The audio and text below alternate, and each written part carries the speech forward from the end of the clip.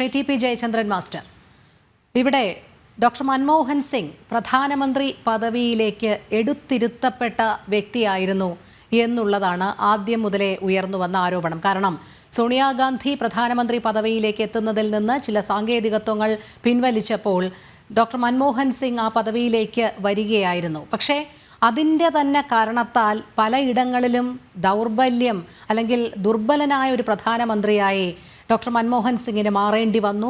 മിക്കവാറും ചരടുകൾ വലിച്ചിരുന്നത് സോണിയയും രാഹുലും ഒക്കെയായിരുന്നു. കുടുംബ വാഴ്ചയിലേക്ക് കോൺഗ്രസ് ഭരണം മാറുകയും UPA സർക്കാർ വലിയ രീതിയിൽ പ്രധാനമന്ത്രിക്ക് മേൽ സമ്മർദ്ദം ചെലുത്തുകയും അവരുടെ ഇഷ്ടത്തിന് മാത്രമായി ഭരണനിർവഹണത്തിലേക്ക് അദ്ദേഹത്തെ തള്ളിവിടുകയും ആയിരുന്നു എന്നുള്ള ഒരു പ്രതിപക്ഷ ആരോപണത്തെ താങ്കൾ എങ്ങനെ കാണുന്നു?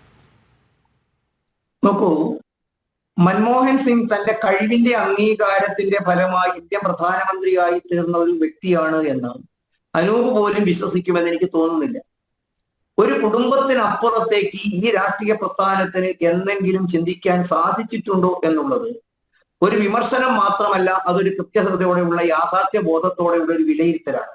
നോക്കൂ, ഇന്ത്യ എന്നാൽ ഇന്നലെയാണെന്നും ഇന്നലെ എന്നാൽ ഇന്ത്യയാണെന്നും അതിനപ്പുറത്തേക്ക് ഒരു ലോകമില്ലെന്നും പ്രഖ്യാപിച്ചത് കോൺഗ്രസിന്റെ അനിഷേധ്യനായ ദേശീയ അധ്യക്ഷൻ DK ബറുവയായിരുന്നു.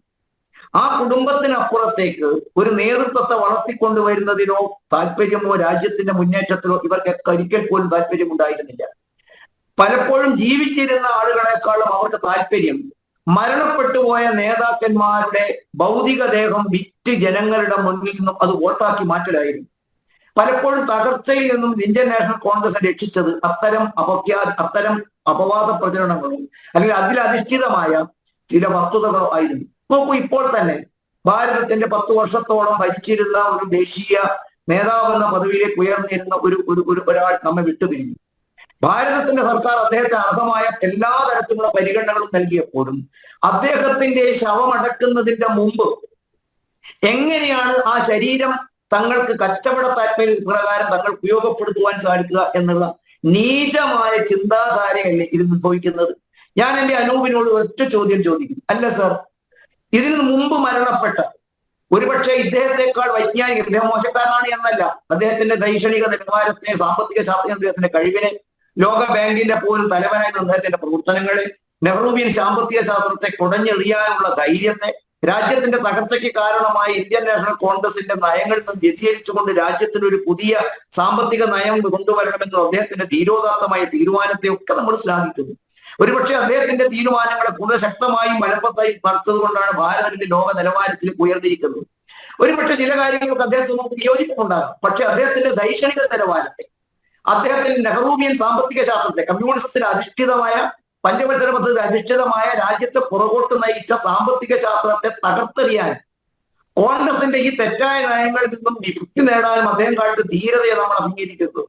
അഴിമതിയുടെ കറകൊള്ളാത്ത അദ്ദേഹത്തിന്റെ നിസ്വാർത്ഥമായ ജീവിതത്തെയും നമ്മൾ അംഗീകരിക്കുമ്പോൾ തന്നെ തൊട്ട് മുമ്പ് അദ്ദേഹത്തെക്കാൾ തന്നെ പ്രഗത്ഭനായിരുന്ന നരസിംഹറാവുവിന് ഞാൻ എന്റെ അനൂപിനോട് ചോദിക്കും, അല്ല സർ, അദ്ദേഹത്തിന്റെ ഭൗതിക ദേഹം തിരുവനന്തപുരത്തെ AICCയുടെ ആസ്ഥാനത്ത് എത്ര സമയം നിങ്ങൾ കിടത്താൻ വേണ്ടി തയ്യാറായി?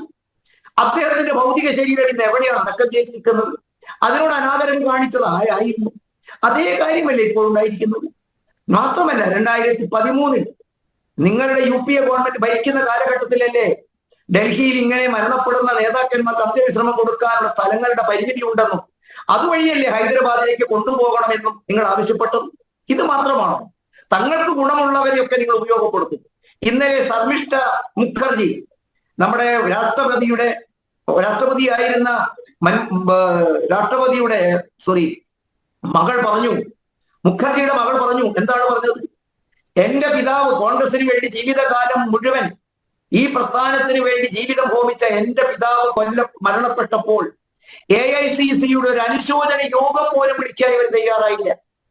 ഇതൊന്നും ഈ ഒരുപക്ഷെ നമ്മുടെ പ്രധാനമന്ത്രിയുടെ അന്ത്യ ചടങ്ങുകൾ നടന്നുകൊണ്ടിരിക്കുന്ന അല്ലെങ്കിൽ അവസാനിച്ചുകൊണ്ടിരിക്കുന്ന ഈ മുഹൂർത്തത്തിൽ നമ്മളെടുത്ത് പറയേണ്ടി വന്നത് എത്ര നീചമായിട്ടാണ്, എത്ര നിന്ദ്യമായിട്ടാണ് ഇത്തരം കാര്യങ്ങൾ രാഷ്ട്രീയപരമായ പകപോക്കലിനും നേട്ടങ്ങൾക്കും വേണ്ടി കൊള്ളുന്നത്.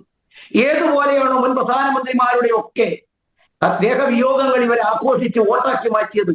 അതേ പ്രവർത്തനമല്ലേ ചെയ്തത്?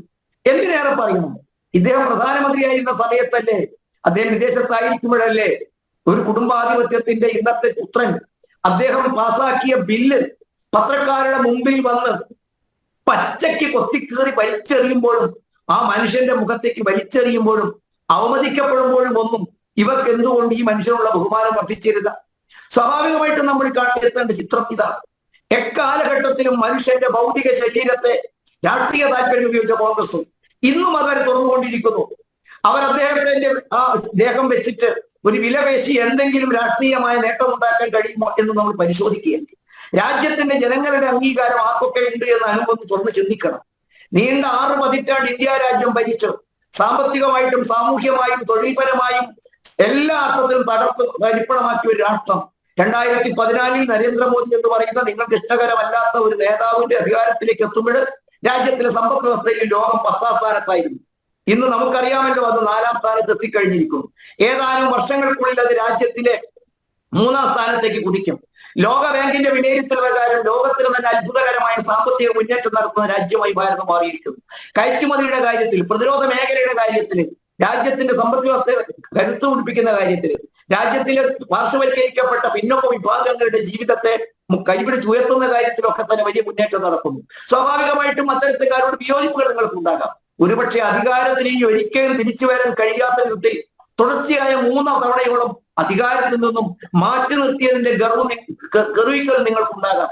അത് ഈ പാവം നെഹ്റുവിയൻ സാമ്പത്തിക ശാസ്ത്രത്തിൽ പറഞ്ഞ രാജ്യത്തിന്റെ സമ്പദ് വ്യവസ്ഥയിൽ പുതിയ കുതിപ്പ് നൽകിയ, രാജ്യത്തിന് പുതിയ സാമ്പത്തിക പരിഷ്കാരങ്ങൾ തുടക്കമിട്ട കോൺഗ്രസിന്റെ തകർച്ചയെ മൗനം കൊണ്ട് മറികടന്ന് രാജ്യത്തിൽ ഒരു പുതിയ അധ്യായം എഴുതി ചേർത്തിയ അദ്ദേഹത്തോട് കാണിക്കുന്ന നീചമായ പ്രതികരണമായിട്ട് മാത്രമേ ഇതിനെ വിലയിരുത്താൻ സാധിക്കുകയുള്ളൂ നമുക്ക് ഈ മുഹൂർത്തത്തിൽ.